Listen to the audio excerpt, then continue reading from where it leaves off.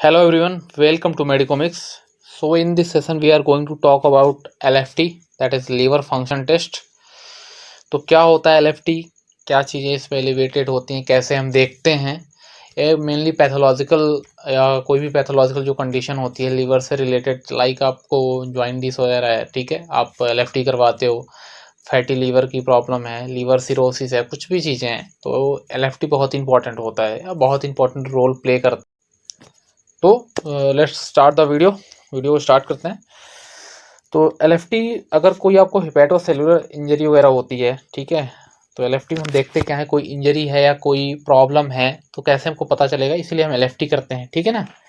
Like कोई hepatocellular अगर injury है, लाइक हिपैटोसेलुलर इंजरी है, ठीक, हिपैटोसेलुलर इंजरी ड्यू टू मतलब कौन कौन से रीजन से अगर हो सकती है, तो नेक्रोसिस हो गया, ठीक है, नेक्रोसिस हो गया, इन्फ्लामेशन हो गया। तो ये सब क्या नेक्रोसिस आपको पता है कि ठीक है, ब्रेक डाउन ऑफ सेल और किसी पार्ट में सेल का एकदम डेथ हो जाना, उसको हम नेक्रोसिस बोलते हैं। तो उस कंडीशन में क्या होता है, सर्टेन एंजाइम्स होते हैं हमारे लीवर में, जो हमारा लीवर ही प्रोड्यूस करता है। तो एंजाइम जो है तो ब्लड में आ जाते हैं। लाइक अगर इन्फ्लामेशन होता है लीवर सेल्स का, हिपैटोसाइट सेल्स जो होती हैं लीवर की, most of the part 80 to 90% जो है लीवर का हिपैटोसाइट सेल से ही बना होता है, पैरेन्काइमा हिपैटोसाइट सेल, ठीक है। तो वो जो एंजाइम्स प्रेजेंट होते हैं इनसाइड द हिपैटोसाइट सेल, वो जैसे इन्फ्लामेशन होता है हिपैटोसाइट सेल्स का या लीवर का, तो उनकी परमेबिलिटी बढ़ जाती है और जो स्टोर होते हैं इनसाइड, तो क्या कहते हैं, बाहर एग्जिट करने लगते हैं। तो उनका लेवल हमारे बॉडी में, हमारे ब्लड में बोला जाए तो हमारे ब्लड सीरम में इंक्रीज हो जाता है, एलिवेट हो जाता है, ठीक है।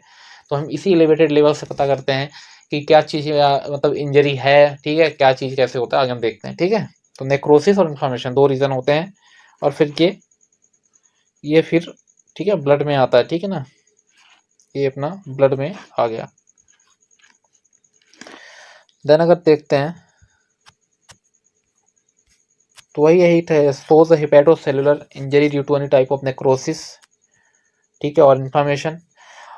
अब अगर बात की जाए एलटी और एएसटी, जो मेन एंजाइम होते हैं लीवर में स्टोर होते हैं बोल सकते हो, ठीक है, प्रोटीन्स होते हैं बोल सकते हो, एंजाइम प्रोटीन, तो इन्हीं का लेवल इंक्रीज होता है। तो जो एलटी हमारा होता है स्पेसिफिक होता है, मतलब अगर हिपैटोसेलुलर इंजरी या हिपैटिक इंजरी है तभी ये एलिवेट होगा। किसी भी टाइप की अगर इंजरी है, हिपैटिक इंजरी, उसी कंडीशन में इसका लेवल अप हो जाता है, अप जाता है, ठीक है। इसका लेवल अगर नॉर्मल लेवल देखा जाए तो 7 to 56 यूनिट्स पर लीटर होता है और ब्लड सीरम। और वहीं पे अगर एएसटी की बात करते हैं, और एलटी का फुल फॉर्म नोट कर लेना अगर आपको नोट करना हो, तो एलानिन ट्रांसफेरेज होता है या एलानिन अमाइनो ट्रांसफेरेज होता है, इसको हम एसजीपीटी के नाम से भी जानते हैं, serum glutamic pyruvate transaminase, serum glutamic pyruvate transaminase, ठीक है।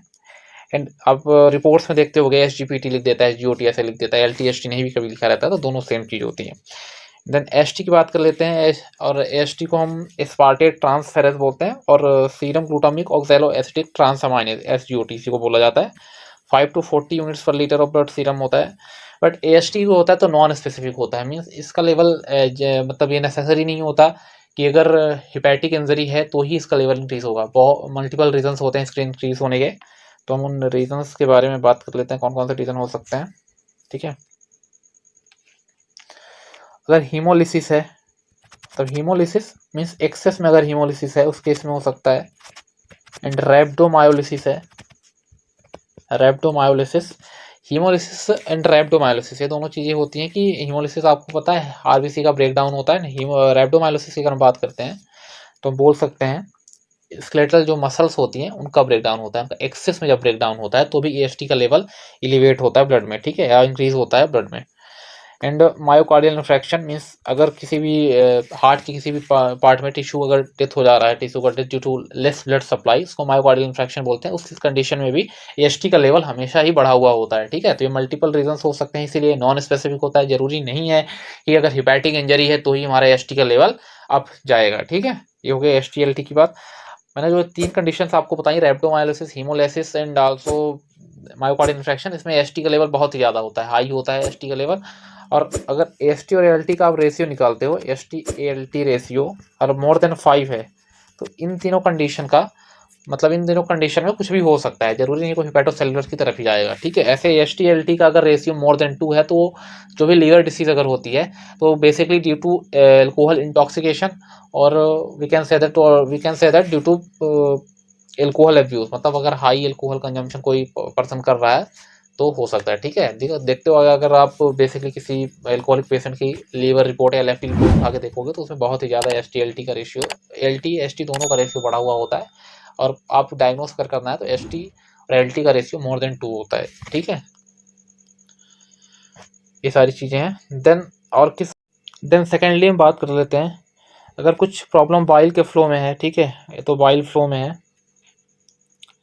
ये तो बाइल फ्लो में है, लाइक ऑब्स्ट्रक्शन हो रहा है बाइल फ्लो का, ठीक है, या तो प्रोडक्शन में प्रॉब्लम, डिक्रीज हो रहा है प्रोडक्शन उसका बाइल फ्लो का, एंड जो बिलियरी डक्ट में इन्फ्लामेशन होता है, तो इस केसेस इन कंडीशंस में कैसे कौन सा एंजाइम का लेवल अगर अप रहता है तो हम बोल सकते हैं कि सारी चीज़ें ये प्रॉब्लम है। LFT की रिपोर्ट को हम देख के ये बोल सकते हैं।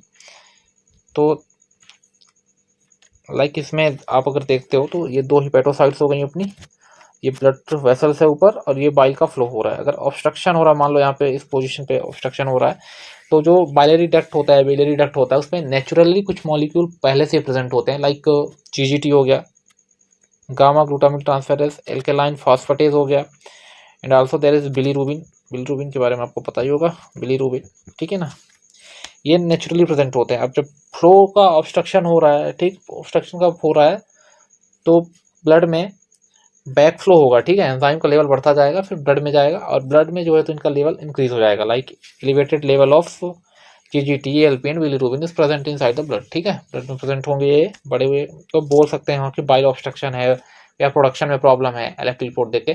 अगर एल्कलाइन फॉस्फेटेज की बात करें तो ये स्पेसिफिक नहीं होता, अगर इसका लेवल बढ़ा भी हुआ होता है तो एक बार हम GGT जरूर कर देंगे, GGT का लेवल बढ़ा हुआ होता है देन हम कंफर्म कर देते हैं ये बाइलरी ऑब्स्ट्रक्शन में कहीं ना कहीं कुछ प्रॉब्लम है। ठीक है, GGT इंसुलिन रेजिस्टेंस में भी इंक्रीज होता है, GGT का जो वैल्यू अमाउंट है गामा ग्लूटामिक ट्रांसफेरेज का, वो इंसुलिन रेजिस्टेंस के केस में भी इंक्रीज रहता है।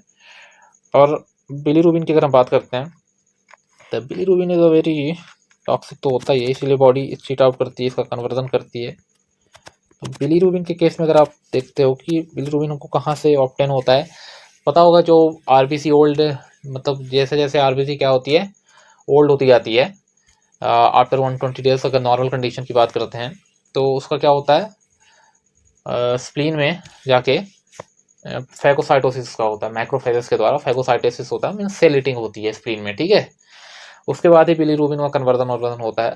फर्स्ट ऑफ ऑल बिलीवर्डिन बनता है, देन बिलीवर्डिन से ऐसे बिलीरुबिन बनता है। ठीक है, heme biliverdin then bilirubin. Then अगर बात करते हैं अगर, तो बिलीरुबिन ऐसे फ्री नहीं घूमता है अपने ब्लड में, ऐसे फ्रीली नहीं घूमता है, एल्ब्यूमिन प्रेजेंट होता है, एल्ब्यूमिन से जाकर प्लाज्मा प्रोटीन से बाइंड होता है, और ये बाइंडिंग कंजुगेशन नहीं होता है। अगर कुछ लोगों को लगता है कि कंजुगेट बिलीरुबिन का मतलब है कि एल्ब्यूमिन से अगर बिलीरुबिन बाइंड हो गया तो कंजुगेट हो गया, ये कंजुगेशन नहीं होता। Conjugation of bilirubin is always occur inside the liver, और we can say that inside the hepatocyte cell of the liver. ठीक है, कभी नहीं होता। तो एल्ब्यूमिन फ्री फॉर्म में नहीं घूमता क्योंकि टॉक्सिक मॉलिक्यूल है। अगर बिलीरुबिन फ्री फॉर्म में नहीं घूमता तो मैंने बता दिया, ठीक है, कंजुगेशन आपका लीवर में होता है। अब कंजुगेशन के लिए ग्लूटामिन जो या ग्लूटामिक अमाइनो एसिड होता है वो रिस्पॉन्सिबल होता है, लीवर से प्रोड्यूस होता है। एंड जो एल्ब्यूमिन से बाइंड होता है उसको हम हमेशा अनकॉन्जुगेटेड और इनडायरेक्ट बिलीरुबिन बोलते हैं। अब रिपोर्ट अगर आपकी कभी देखी होगी लैब रिपोर्ट, तो उसमें रहता है बिलीरुबिन का लेवल दिया रहता है, एक टोटल बिलीरुबिन रहता है, एक डायरेक्ट रहता है, इनडायरेक्ट रहता है। तो इनडायरेक्ट यही बिलीरुबिन है, इसी के अकॉर्डिंग हम जज करते हैं, डायग्नोस करते हैं कि प्री हिपैटिक है और पोस्ट हिपैटिक जॉइंडिस है, कौन सा हिपैटिक जॉइंडिस है।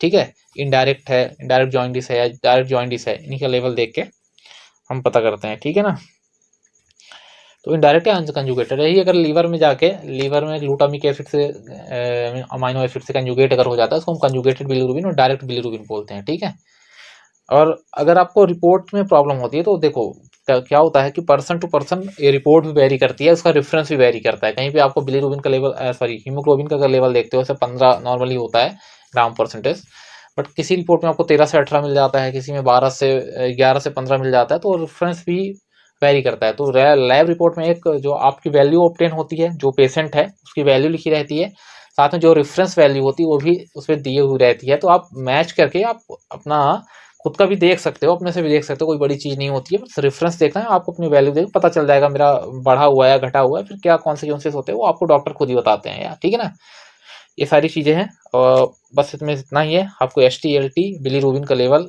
GGT, ये सारी चीज़ें आई होप समझ में आई होंगी। अगर आपको समझ आती हैं तो वीडियो को शेयर करिए, लाइक करिए, एंड यूट्यूब चैनल को जरूर सब्सक्राइब करिए, क्योंकि ऐसे इंटरेस्टिंग वीडियो के साथ हम आते रहेंगे आपके सामने। और अगर किसी भी टॉपिक में आपको प्रॉब्लम है फार्मेसी में, तो आप कमेंट कर सकते हो, हमारे टेलीग्राम पे भी कर सकते हो एंड कमेंट बॉक्स में भी कर सकते हो। वीडियो कैसा लगे हमें जरूर कमेंट करके बताइए। Thank you very much.